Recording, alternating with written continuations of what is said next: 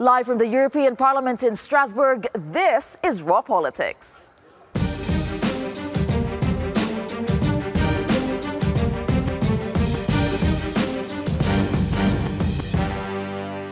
Thank you for joining us this evening, and this is what we have for you on the program. Plan B Brexit. The votes that could change the course of Brexit as Theresa May fights to stay in power. No deal ready. The EU announces its contingency plans in case of a no-deal Brexit next week. New Silk Road. China signs a historic deal with Italy as the EU sounds the alarm about influence. Sexism or safety. Germany's transport ministry faces a backlash over a new cycling safety campaign. And a cure for ambition. How one UK politician sums up the Brexit crisis in tonight's Raw Moment. It is time to meet our panelists this evening. Joining us is Nurj Diva. He is a British MEP with the European Conservatives and Reformists group. Which of these stories are you keeping an eye on tonight? Well, the Brexit one, of course. The Brexit one. I think we all have our eye on the Brexit story. And also joining us tonight, Jude Curtin-Darling, a Labour MEP with the Socialists and Democrats. What about you, Jude? Yes, certainly all eyes are on Westminster this evening. Isn't it? We can't take our eyes off of Westminster. That is exactly where we are beginning tonight.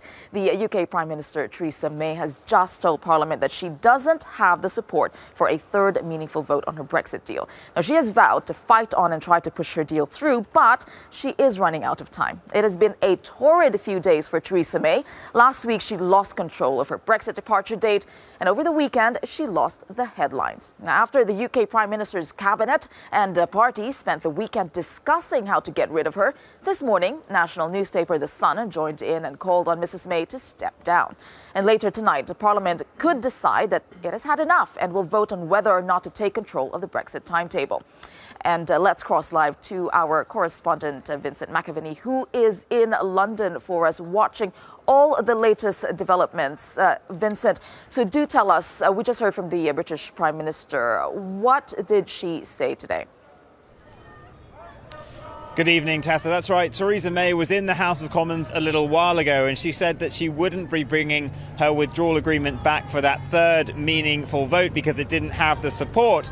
But she didn't say what she would be doing. She said that she isn't bound by the results of the indicative votes tonight, but obviously she will be watching to see what it is that Parliament supports. She did say that she wasn't in favour of no deal, and she started using a new term, slow Brexit. We're not exactly sure what that one means, but it essentially means that in the week that the UK was meant to Brexit on Friday, it's now totally unclear what the government's position is. I'm going to introduce Alex Dawson now, who is a former advisor to Prime Minister Theresa May. Alex, what did you make of what the Prime Minister did today? Well, so I think it was interesting for a couple of reasons. Firstly, she was much more against the prospect of no deal, said it wouldn't happen unless the House of Commons agreed, which is it marks a shift certainly from where she was last Wednesday, where she seemed to place no deal back on the table. And also I think it was interesting that clearly she didn't decide to move the meaningful vote again tomorrow. She left a little bit of space for her to do it at some point this week. But really their government is going to be waiting to see what the outcome is of any indicative votes that are held, whether at the behest of the House of Commons or under the government's own wishes, and then try and work out how they can accommodate those requests from the House of Commons into the future political declaration. Firstly, Joe, this is on the Prime Minister's deal before we go to the indicative votes. This is a huge moment, though, because she's basically giving up on a plan she's had for months now and recognising that there isn't any support for it between her own MPs and the DUP. So she effectively doesn't have a majority for anything anymore, does she? I do think for her, hope often springs eternal, and she thinks that if you press long enough and hard enough, and the choice is clear enough between either no Brexit or a very, very soft Brexit, that eventually European research group Hard Brexiteers in her party and the Northern Irish Democratic Unionist Party will eventually come over and support the Prime Minister. And for her, it's a roll of the dice, but that's all she can really do at the moment, is roll the dice and hope that eventually she manages to get her deal or something like it through. But of course, they seem pretty set now on being happy for a no-deal Brexit. The DUP have just been questioning in the chamber why the government wasn't prepared for one this week.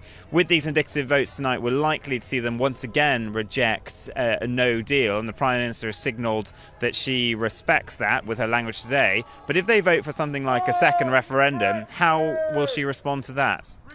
Well, I think firstly, so far there hasn't been a majority for a second referendum in the House of Commons. And I think the indicative votes will obviously be interesting to see actually whether that has changed at all. I think the fact is that we're working off the majorities that you can get in the House of Commons. There's probably an assessment that you could get a majority in favour of a customs union and a majority against a no deal. Therefore, it's then how does the government work constructively with that in their own terms to deliver on that will of the House. But we are in a constitutionally novel environment, and it's going to be very difficult for any government to govern in these circumstances. Alex, thank you very much. Well, Tessa, in the week that we were meant to finally leave the European Union, we heard for months that no deal is better than a bad deal. It seems at the moment the Prime Minister has no idea really of where Brexit is going. Back to you. Thank you for that, Vincent McAviney and Alex Dawson, his guest there. All right, I would start with you, Nirj, because you were reacting to while the interview was going on. What is your interpretation of what Theresa May had just done, and what is still on the table and what is not on the table? Can we just take a step back and look at what is actually going on in British politics? We are following this as though we are following two cricket teams. We are not. Something quite strange has happened in British politics. What has happened today and in the last couple of months is that the British MPs, who are representatives of the electorate, they are not delegates of the electorate. Our electoral system is that you elect me to represent you to the best of my abilities, with the best of my conscience, to protect your interests. So when you send a member of parliament to Westminster, you do that for that person to use his best endeavours. What has happened now is that party politics has broken down. For the first time in living memory, members of parliament are putting the national interest as they see, how they interpret it, before their party politics. In the old days, it was party politics that drove the country's So what is the effect of that on Brexit and where it stands right now? This whole issue of the so-called chaos or the mess or whatever the media call it is not actually a chaos or mess. It is a revival of representative democracy against ministerial government.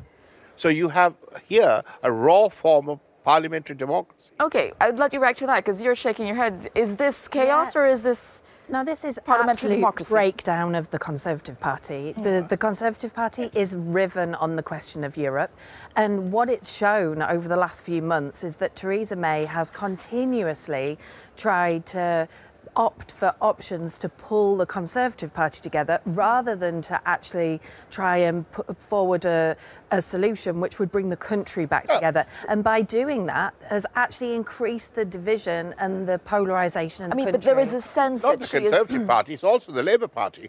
This independent group of people who formed a new party came also from the Labour Party. Chakuma is not a Conservative. So there is a breakdown of party politics. I'm sorry, but I simply don't accept that in the broad picture. When we look at how Brexit is being managed in Westminster at the moment, at every single point, Theresa May has tried to pull in the most extreme wings of her party, and at every point that there's been a breakdown in the process, an impasse in the process in Westminster, she's opted to try and appeal to that ERG wing, who are far more radical than going across the benches, across the House, to actually appeal to a mainstream, to try and build a cross-party consensus. About her marriage to her Brexit deal, the fact that she's so intent on getting it through. Do you think that she's doing this even to the point of putting her own political career on the line? Do you think it is at that point? Oh, I think now Theresa May's days are probably numbered. I think the comments over the weekend have made it clear that she's... But the difficulty for lots of Conservatives is who follows Theresa May. There's so much division about who the future Prime Minister would be. You're talking on behalf of the Conservative Party now, which are rather... I'm talking on behalf of the country, watching the absolute breakdown of the Conservative Party. The country is recognising that members of parliament are exercising their democratic representative role to protect what they think is the national interest. Now, there are some Conservatives who have one view and other Conservatives who have another, so in the Labour Party. What is Mr. Corbyn's view, please? Can he get up and say what he believes in? Well, He has kept very quiet. No, I think Corbyn's been absolutely clear about what the Labour position would be. What is that? That we would push for a full customs union, a very close relationship with the single market, and that we would ensure that workers' rights, environmental protections So there's no Brexit. didn't fall behind. With Mr. Corbyn, there is no Brexit, because you cannot have Brexit with customs union. That's simply not true. That is simply not true. There are many different Brexit options. What Theresa May has done has gone continuously for the most hard-line Brexit option in order to appeal to her hardline Brexiteers. No, that's not. I'll let you reply to that and then we'll move on. Okay, go ahead. That's not true, Judith, please. If you have a customs union within the single market, you have to accept ECJ rulings. That means the European Court is superior to British law. How can that be Brexit? So is Mr. Corbyn in favour of that? There are countries outside the European Union in the EFTA area, in the European Economic Area, for example, who are also subject to supranational law. For people who are watching actually from the outside, you say it's not chaos, but for people watching on the outside, it is very confusing to interpret what is going on in the country. But on that note, I mean, the EU has been preparing for the so-called no-deal scenario, because there was a stark message from the European Commission today. It warned that a no-deal Brexit was, quote, increasingly likely, and that despite preparations, there would be significant disruptions for citizens and businesses. And among those disruptions, the EU would immediately apply rules and tariffs at UK borders. There would be significant delays at the border. UK citizens could no longer be part of the EU, and UK entities would no longer be eligible to receive EU grants. Right. You wanted to interject as I was reading that. No, that's absolutely right. I mean, it is quite correct that if there's a... But wouldn't that be chaotic? Of course. A no-deal scenario? This is a discussion. The chaos at the moment is not materially affecting people's lives, their jobs, their livelihoods, and our stability. But if that were to happen, then there will be genuine chaos. I mean, not only political chaos, but actually economic chaos. Because there will be issues relating to travel. Surely Brexiteers would disagree with that and argue everything that... will be smooth. Now, look, I've argued for a long time that we have to reform the EU and change it. What I'm trying to now say to you is that what everybody blames Theresa May is thoroughly unfair. It is not her deal. Right. It is a deal that was made possible between the EU and the United Kingdom. Oh, I'm sorry, that's so loyal. That's so loyal. But it is the problem with the deal that we have at the moment is that Theresa May laid out red lines without really fully understanding, in my view, the consequences of those red lines directly after she became Prime Minister. Example. The red line around the customs union, red line around the ECJ, red line around several other areas. But let me finish. I listened very carefully to your point. And as a result of those red lines, she's boxed herself in without really room to negotiate with the EU. So we found ourselves in a position where we have a deal which doesn't really meet the needs of MPs. So I agree with you that MPs are representing what they see as the best interests of their constituents at the moment. But the reality of what's been announced by the Commission today is not rocket science. It's what everybody knows will be the outcome of a no-deal scenario. Do you think the EU is actually ready? This is as realistic as it can get. It's no longer a strategy or negotiating tactic. It's real. I think that what they've laid out is what they expect to be the reality. There will be many unintended consequences of a no-deal Brexit. But Judy, not everything can be planned for. Now, come back to Judy's point. Customs union is not Brexit. A common market rule... This is your interpretation of Brexit. What is Brexit in that case? Well, there are countries outside the European Union who... Turkey has a partial customs union with the EU. It's not the model of customs union that I would advocate. Norway, Liechtenstein, Iceland have a relationship with the single market. That is also, for me, the better option would be to remain. So you're advocating a complete cut-off of that? Let's define Brexit. If Brexit means that we take rulings from the European Court of ECJ, that the ECJ European law is superior to national law, which happens with Norway, which happens with Switzerland, which happens with all these people. But they're not European member states. They're not EU member states. Precisely. Yeah, so it would be a form of Brexit. Let me finish. They are not member states, but they have to take our jurisdiction, what happens in this institution, impacts on the people of Norway, impacts on the people of... I think here, we're talking about here different forms of Brexit, interpretations of Brexit, but at the end of the day, it is Brexit. But there are people who don't actually want a Brexit, because this week's Brexit maneuvering comes 2 days after huge anti-Brexit marches in London. Organizers say 1 million people took to the streets calling for a second EU referendum. Now, if those numbers are accurate, it would be one of the largest protests in UK history. A separate petition to the UK Parliament asking for Britain to revoke Article 50 and remain in the EU has now passed 5 million signatures. Margaritis Skinas, the chief spokesman of the EU Commission, said that he saw the, quote, telling images of the march. But until he's heard otherwise, he's still expecting the UK to leave the EU. Now, if we look at those images, should the government be simply ignoring this, or should they be taking this into account? We heard from Philip Hammond, the Chancellor, saying that perhaps we should consider what these people are saying. What do you think? Well, if 5 million people have signed a petition, it will be an extremely foolish party that ignores 5 million people. So a second vote? No, I'm not saying that that's what we should do, but you asked me whether we should hear this. Sure. Yes, we should take that into consideration. Okay. But we should also take into consideration the 17 plus million votes of people who wanted to leave. When you say leave, you don't have any attachment. You leave. But that is one interpretation, as we were talking about earlier, that exactly. is one interpretation of leaving. So the problem here is that we haven't defined what we mean by leave.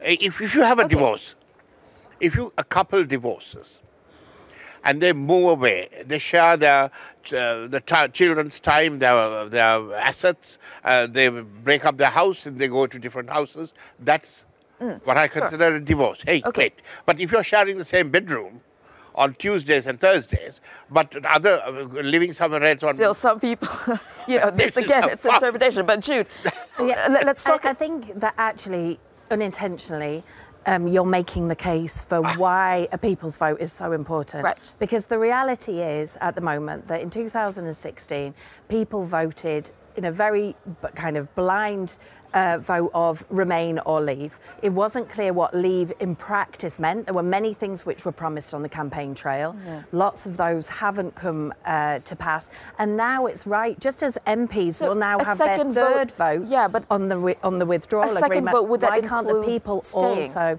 Well, personally, I would like to see a vote, the agreement put to a confirmatory vote of the country, which would be on the model of the Good Friday Agreement, as we saw with the Belfast Agreement in Northern Ireland. People got the chance to say, yes, I agree with the deal which has been negotiated, and we can go through the deal concretely, say exactly what has been negotiated, exactly what the ramifications would be of that, or no, I don't agree with that. You can't have unicorns on the ballot paper as we had in 2016. But I think that confirmatory vote is actually incredibly important for our democracy. Last point, because we don't have much time. Judith makes a part of what Judy just said, I agree with. Now, the level of knowledge about whether we should stay in the EU or leave the EU is at its height. When we did the referendum, I don't think... So if you ask the people again, maybe the answer when we did the referendum, I don't think anyone knew what the EU was. I spent 20 years trying to explain to my electorate what the EU is. All right. On that note, let's leave it for that now, because we will be watching the UK and what happens in the next week, a crucial week indeed for Theresa May. But now, for a boost of Theresa May could only dream of, let's turn to the United States. Let's take a look at this.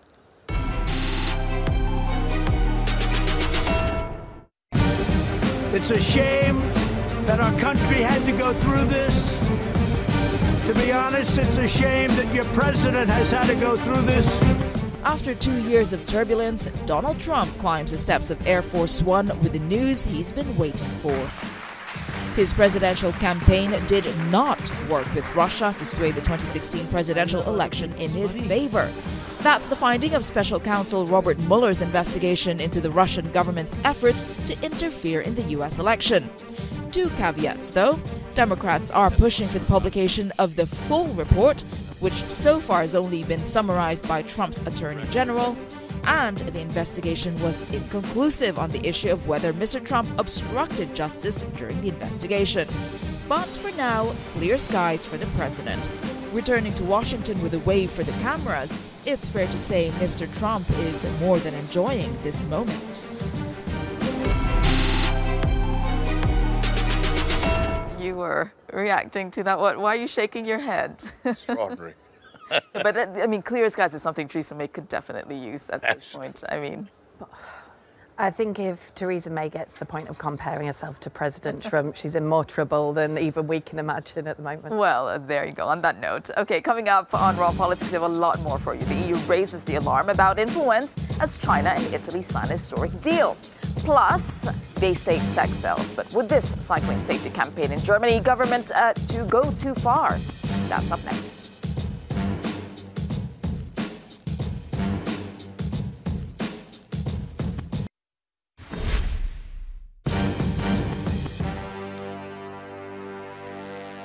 Welcome back to Raw Politics. Now, the EU is urging member states to proceed with caution when it comes to China. That from German Commissioner Günther Oettinger, who over the weekend called for an EU veto on deals made between the country and the European partners. This is days after Beijing signed a historic agreement with Italy. The comments come as Chinese President Xi Jinping's European tour is in full swing. He arrived in Paris this morning after spending yesterday on the French Riviera, where he met with Monaco's royal family and French President Emmanuel Macron. Now, he's trying to shore up support for China's global infrastructure project, the Belt Road Initiative, which aims to connect Europe with Asia, the Middle East and Africa. On Saturday, he met with leaders in Italy who agreed to sign up to the project. They are the first of the G7 countries to do so. And the move angered critics who worry about China's growing influence. But brushing these worries aside, Deputy Prime Minister Luigi Di Maio said this.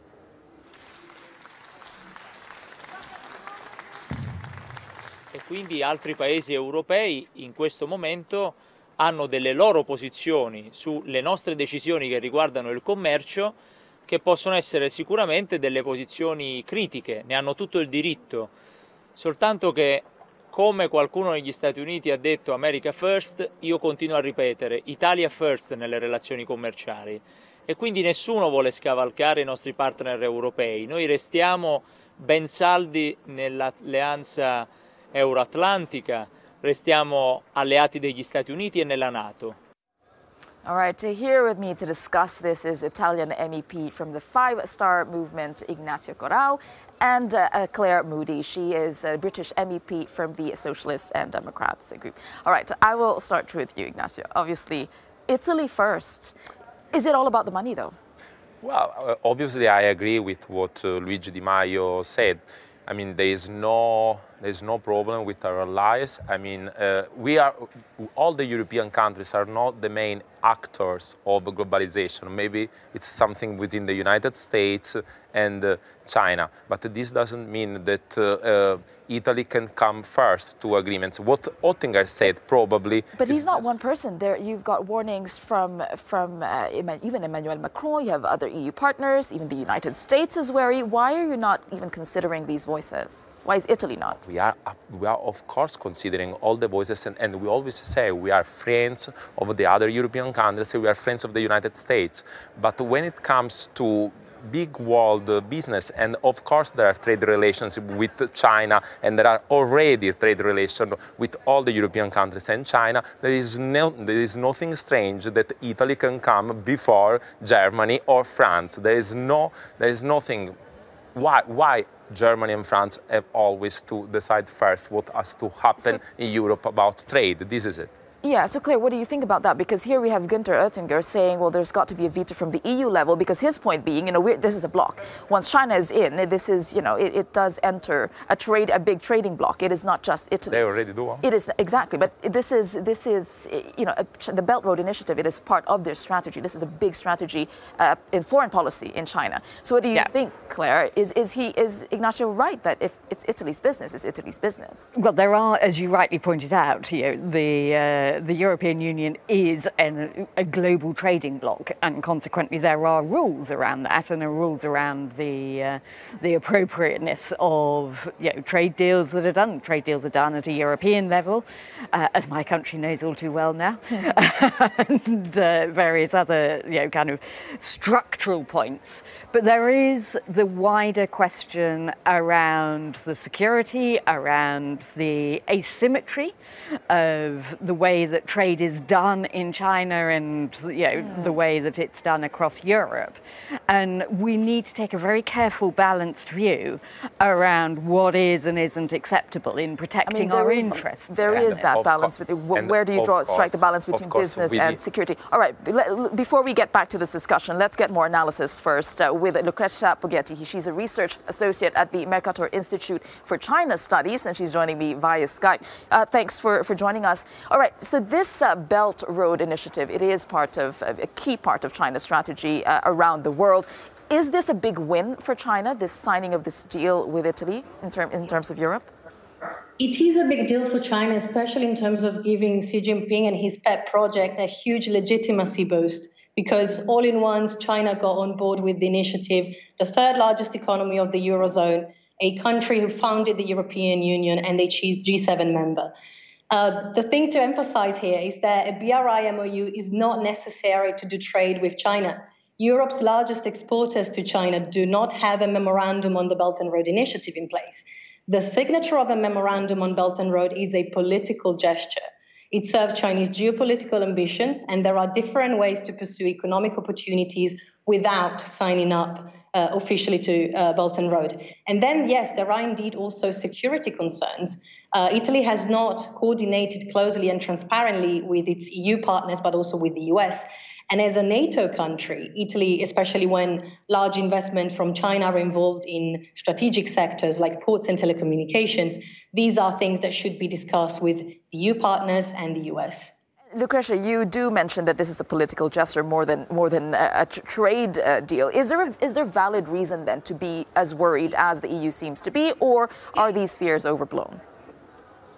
I don't know. Obviously, Oettinger took a very strong position. I don't know whether this is overblown, but regardless, I think that what needs to be done is to run security assessments. I'm not saying that Italy should fend off all Chinese investment a priori, not at all. It's right and legitimate that Italy pursues economic opportunities, but the right risk assessments needs to be carried out. All right. Thank you for your insight there, Lucrezia Poggetti from Mercator Institute for China Studies. All right. She was pointing out that this is more like a political gesture. Of course. So it goes back to the worry. It goes back to the worry. You're talking about trade, but this is about... There is nothing and she to said be worried. Italy didn't consult. No, there is nothing to be worried and nothing to be afraid of. I know that Luigi Di Maio is traveling very soon to United States of America to work together with one of our main allies, so the States. And of course, this memorandum was prepared very carefully with the framework that was in line with the European Union. But the Deputy Prime Minister Salvini wasn't very much in favor. He was warning. The Deputy Prime Minister Salvini is not in charge on the trade agreement. He just speaks about many things that are not on his portfolio.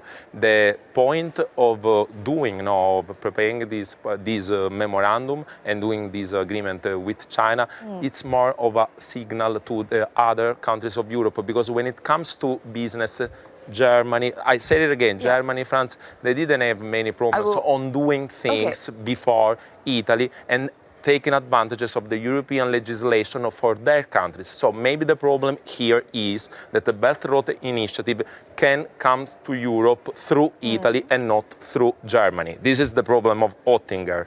Well, and this is the history. This is the history of the European Union. I mean, Claire, what do you think of of Ignacio's point that it might be because another EU country did not beat Italy to this?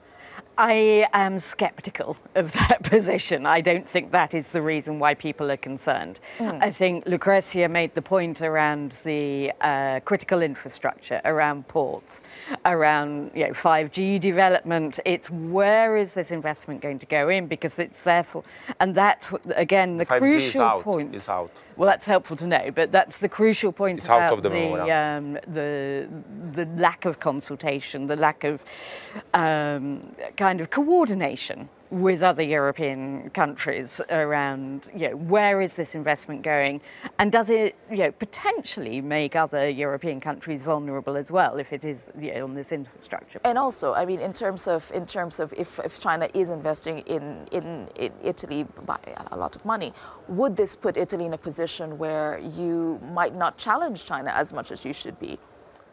We have received investments. We've been practically controlled by the United States, speaking about infrastructure and speaking about important... I mean, these are generally protected industries in Europe. I mean, this is going to happen. I mean, China is investing in Europe, is buying public debt. This is already happening. I mean, this is the point of when it happens first. And when it goes to the global actor of globalization, we are out of the game, because it's a matter between the United States and China. And we have to work with both of them, because they're both big players of the global scenario. That's the importance and the significance of working as the EU, because there are three major actors on the world stage. There's the US, there's China, and there's the EU. And that is why having that relationship kind of coordinated, because China does operate in different structures. The memorandum was agreed with the President of the Republic, which is not the Italian President of the Republic, which is not of a five-star movement and not from Liga. Is much of a European figure, Sergio Mattarella, and he was very, very happy about the terms and the framework of the memorandum, because it is inside the European framework. So there's nothing to be worried about. The only problem there is with Germany and with Oettinger is that for the first time, Italy is not going behind Germany. Yeah, perhaps maybe Italy has the right to actually deal with their own fiscal and problems, economic problems. That's a much bigger question as well in terms of the Eurozone. This agreement is good for the Italian small, medium enterprise, because this increase the export for 2-3 billion. So this is the point. You've been talking a lot about Germany. Well, let's actually turn our attention to Germany, but on a different matter, because there's a very new way of prompting cycling safety over there. Let's take a look.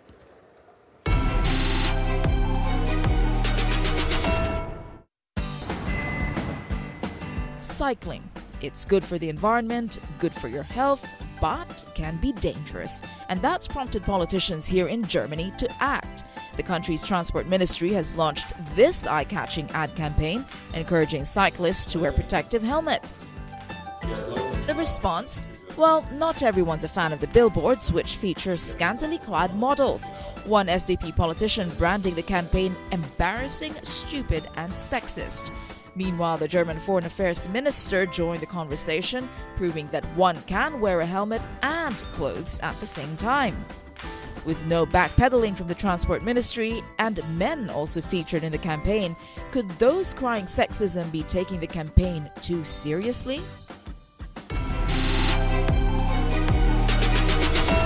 I'd ask you, Claire. I mean, we saw men there too in that ad. Is it sexist? Well, there's a differential perception of the scantily clad female form and the male form, and I just think this is an utterly unnecessary thing for them to have done. I think I would agree with my colleague Maria. I think it's embarrassing, and please but didn't it get people's attention safety when it comes to bike safety? Didn't it get the attention? I mean, does it serve that purpose? Ignacio's not commenting. He's just quiet. He's just leaving it there. All right, we have a lot more coming up on Raw Politics. How you use the internet could be about to change. MEPs will vote on the controversial copyright directive tomorrow, and critics are doing everything they can to stop it. That is next.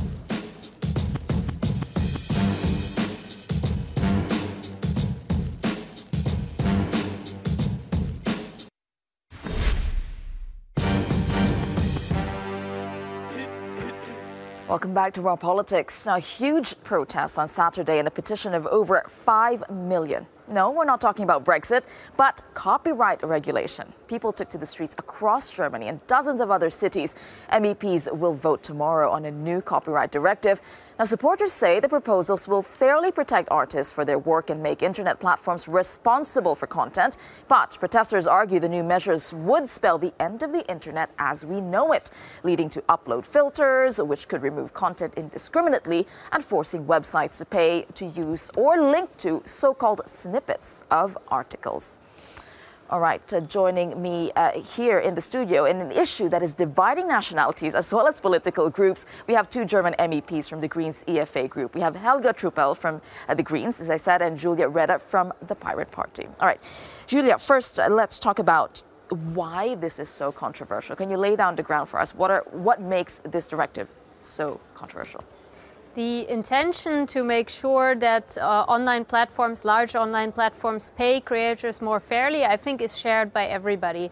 The reason why people are opposed to this proposal is because it would require online platforms to prevent copyright infringement from happening whenever a right holder has notified them of a work. This means in practice that platforms would have to use upload filters that very often also block completely legitimate legal content, such as quotations or parodies that are protected under copyright exceptions and are really important for freedom of expression and freedom of press. So you think it's just going to be a blanket rule that is going to stifle the internet? I mean, that's your position, because you're very much against it. The proposal does not strike a fair balance. It doesn't ensure that legal content would actually stay online, but rather focuses on the blocking of content instead of fair payment. And I think that is really the problem, because I think it would have been possible to find a fair compromise if the supporters of the law had listened to the people who are now on the street. What about you, Helga? You're clearly on the opposite side of this debate. Why are you for this directive then? I'm in favor of this regulation because my intention is to make the internet free and fair. Because now we had for more or less 2 decades that big companies like Facebook, YouTube, Google take the copyright protected content of third people and don't license it. For me, it's not about censorship. It's very much about fairness and doing licensing agreements. Right holders, the platforms, collective management organizations, users who upload material would be safe because the platforms will be responsible, and authors, journalists, musicians, filmmakers will be paid in a fair manner. So therefore, for me, that's really a change of the internet as we know it, because it would be fairer. It's interesting that you both use the word, free internet, but clearly on the opposite sides of the divide. But when you say that platforms will be able, so musicians and content creators will be able to be paid fairly, but who, to answer Julia's point, who is going to manage that? Who is going to decide? And if it's robots and indiscriminately blocking content from getting online, I mean, how do you police that? How do you implement this directive? Yes. It's not about ex-ante monitoring excluded in the law. It's about negotiations for licensing agreements. It's very fair. It's like we always do in business life. We negotiated contracts and licensing agreements, and if you do that, the content is legal, so you don't have to block, you don't have to filter. And on the other hand, for parody, pastiche, quotation, review, a lot of young people in the streets are concerned about that, but for that we have exceptions and we make them mandatory European-wide. So that is a good solution as well. So Julia, do you not want a fair internet, as Helga is proposing here?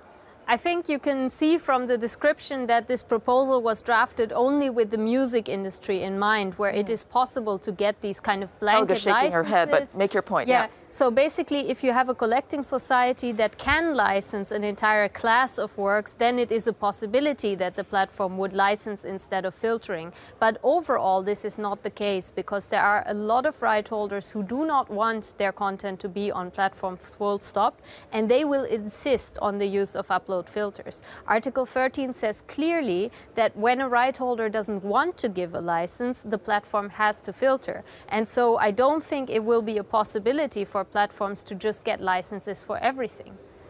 Helga, why were you shaking your head? Yeah, for example, that's the law already. You will not have licenses, for example, for Disney films on YouTube, because that would destroy their business model. But there are a lot of artists, you know, with this extended collective licensing system who don't want to be in a collective management organization to do like in Scandinavia.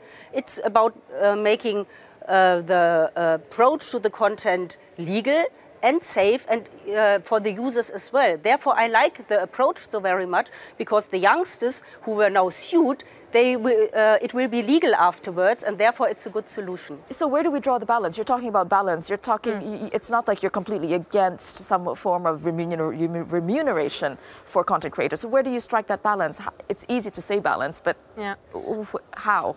I think what needs to be done to get a fair compromise is to actually get all the parties around the table. In this discussion, the Parliament adopted a position that only favors large right holders, and they completely ignored the criticism from academia, from fundamental rights experts, such as the UN Special Rapporteur for Freedom of Expression. And they even said that everybody who sent emails to the parliamentarians complaining about the proposals was not a real person and was a bot. So what we need is to actually, for the supporters to listen to the criticism so that we can find a compromise that works. You are again shaking your head, but 5 million people, that's hard to ignore. No, I don't ignore them. Sure. I explain the law. I say what is the intention. For years, I talk to all the different people. We are in one group. You can imagine that we discussed it for years. So I know about all these concerns.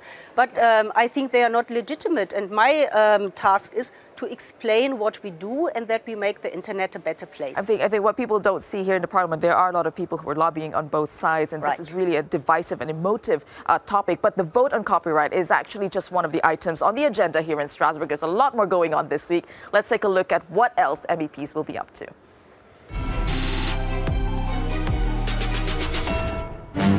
A sunny start to another session at the European Parliament in Strasbourg.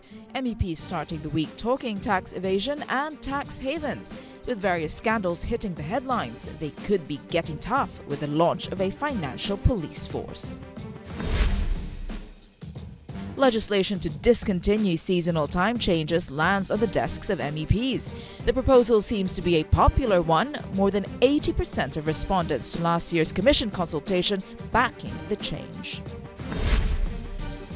Lawmakers will also turn their attention to the quality standards for drinking water in Europe and discuss ways to improve access to drinking water in public spaces.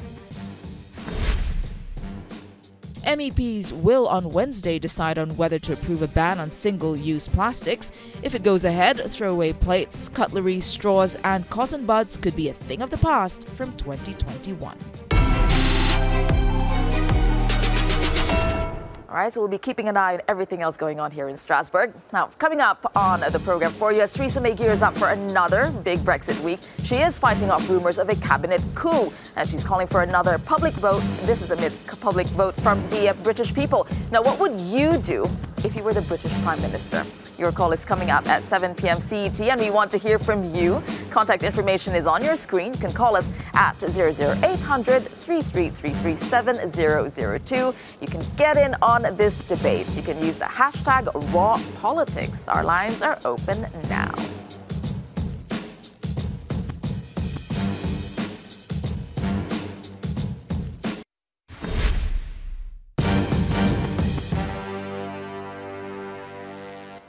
Welcome back to the program. Well, we have heard from the politicians, and now we want to hear from you. Who else? Your call is coming up at 7 p.m. CET, and here is what we will be talking about tonight. Down to the wire. Fighting off rumors of a cabinet coup, Theresa May is still trying to push through another meaningful vote on her Brexit deal. This after hundreds of thousands of people took to the streets of London on Saturday, calling for another public vote. What would you do if you were Theresa May? Rome has partnered with Beijing on a major infrastructure deal, China's Silk Road project worth billions. But one EU commissioner says Brussels should have the right to veto deals like this one as concerns mount over growing Chinese influence. Should the EU block deals with China? They say sex sells. Germany's transport ministry put out this ad in an effort to get cyclists to wear their helmets. But female politicians are pushing back, with one calling it, quote, embarrassing, stupid, and sexist. Are critics overreacting to, quote, sexist helmet ads?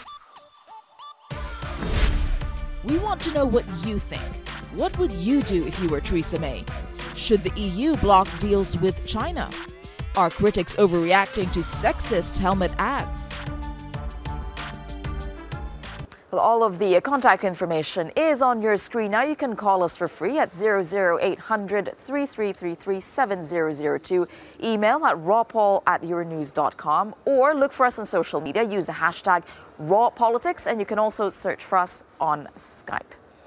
Well, joining me now to discuss this, we have Claire Moody back. She's a British MEP with the Socialists and Democrats group, and Darren McCaffrey, our political editor, who will be hosting your call tonight, and Claire will be joining him on the program. All right, let's start with that first question. Claire, I'll put you on the spot here. So what would you do if you were Theresa May? Let's say you solve Brexit. The old British joke goes, I wouldn't start from here. So, she has boxed herself into so many corners all the way through this process. And once again, today we saw in the House of Commons that she went, OK, I'm not going to do my meaningful vote 3, but I'm not agreeing that anything else is a suitable outcome. She's just so inflexible, and that is why my country is in the state it's in. So right now. It is weird, like she seems to be kind of like bouncing between these kind of different ideas. At one stage, no deal is very much on the table, potentially is the first option for the government. Then today she was suggesting it would never happen unless Parliament voted for it. And, she is trying to have this difficult balancing act, walking along this tightrope, but she's trying not to annoy everyone, isn't she? Precisely, trying not to annoy Brexiteers and trying not to annoy kind of softer Remainers within her party. And in doing so, though, is just changing and flip-flopping every single day, where there is not actually a relatively consistent line. It's difficult to know, actually, not what the British Parliament wants, what the British government now wants. So, Claire, you wanted to... I just want to say that she is balancing. She's doing this balancing act, but it's just within her party. As you rightly said, it's not about across the House. It's not about across the parties.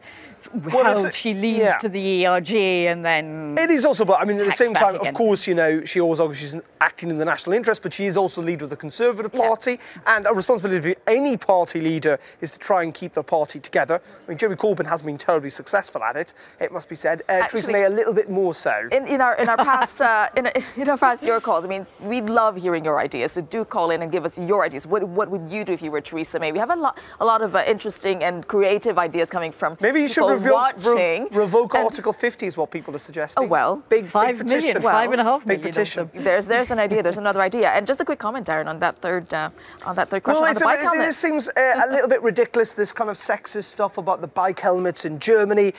Not least of all because it's not aimed at one particular sex. It's it's both men and women. But Claire agreed with maybe Claire for a conservative audience a bit too much, but sex does sell. So guys, do join Darren later on your call, and Claire as well. Call into the show for free at 00800 3333 7002, and you can send an email to rawpoll@euronews.com. Look for us on social media. Use the hashtag #RawPolitics. You can look at your screen. All the information is there, and you can search for us on Skype as well. All right, now before we go, tonight's Raw Moment, let's go to Theresa May's deputy for an insight into life in Downing Street. I tell you this, one thing that working closely with the Prime Minister does is cure you completely of any lingering shred of ambition to want to do that task. I have an absolute admiration for the way she's going about it. Claire was saying she used to work for Gordon Brown. And that cures you of any... You've seen how difficult it is up close. I think, to be fair, I think on a personal level, it's difficult not to have a bit of sympathy for the British Prime Minister. I mean, she is in the most difficult and almost impossible of situations. She may well have ended up there herself because of her actions, but on a personal level, this was always going to be a bloody difficult job for what she once described herself as a bloody difficult woman. So we wonder if anyone would actually want her job. All right, we would love to hear your views. As we always tell you, do get in touch with us later, or your call after the show. You can also look for us on social media. Use the hashtag #RawPolitics. Have a good evening.